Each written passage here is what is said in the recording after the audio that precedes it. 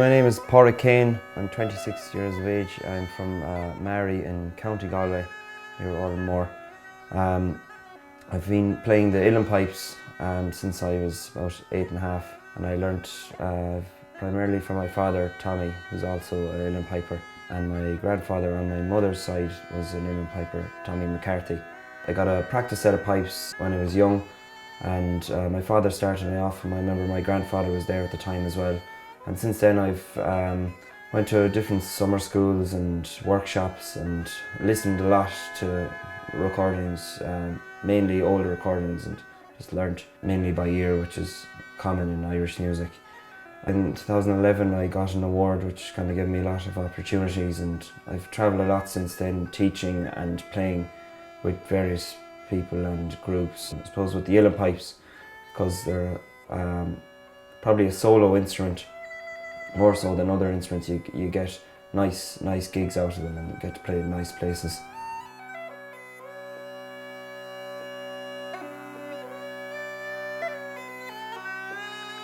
I got this set of pipes last May at a piping gathering in Tramore, and they were given to me by a man from County Down, Ken MacLeod, who's a piping enthusiast, a piper and a pipe maker, and he's given many old sets of pipes to different Uilleann Pipers down through the years. The sets were made by a man from Mullingar in County Westmeath between the years of 1812 and around 1837. He moved to Dublin, and the set are stamped Kenna, Dublin, so we know that the set were made in Dublin.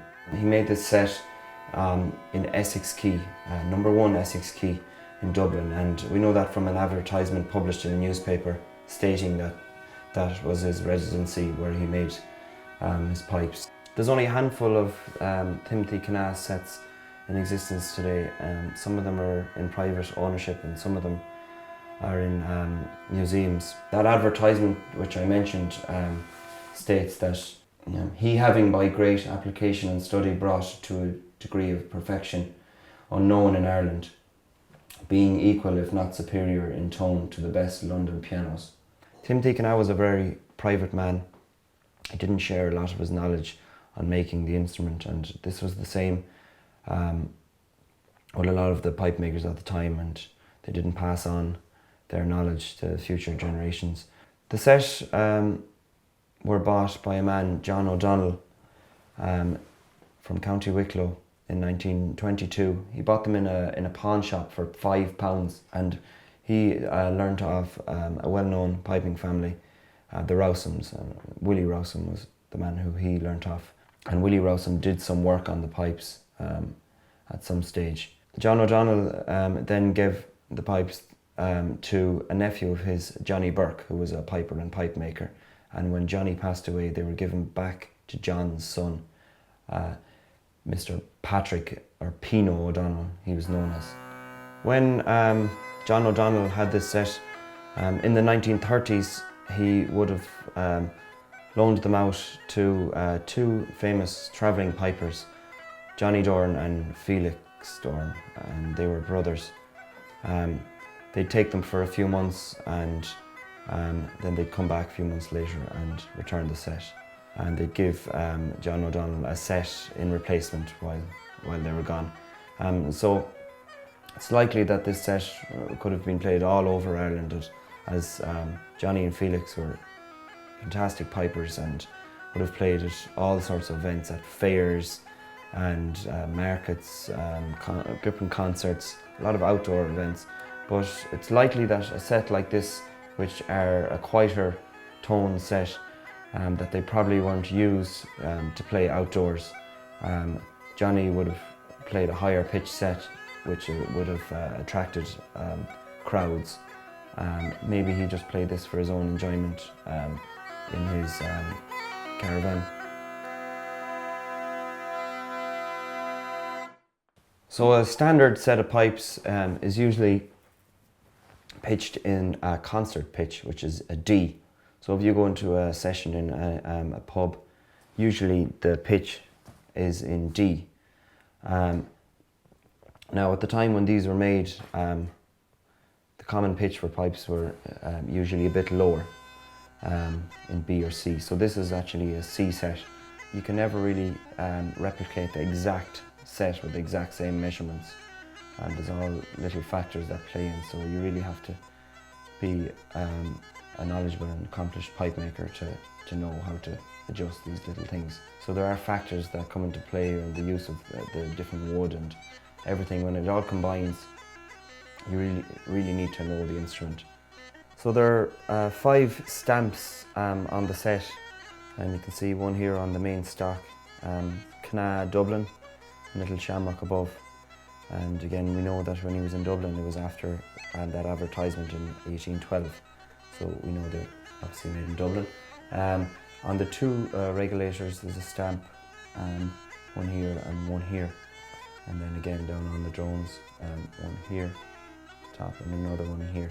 And there would have been another one of these regulators coming along here, but unfortunately that's now gone. So if we go up to here, this is a horn cup. It's come from a horn, and it was a common feature of Timothy Kenna's work, and they're seen on some of his sets.